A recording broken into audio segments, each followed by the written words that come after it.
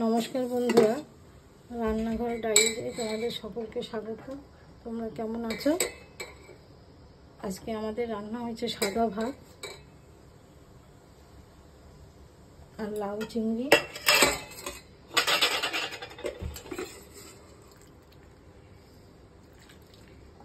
লাউ চিংড়িটা জিরে কাঁচকলা তেজপাতা ফোড়ন দিয়ে করেছি, শেষে ধনেপাতা দিয়ে স্বাদ ও গন্ধের জন্য দিয়েছি। আর হয়েছে টমেটো দিয়ে বাটা মাছের ঝাল।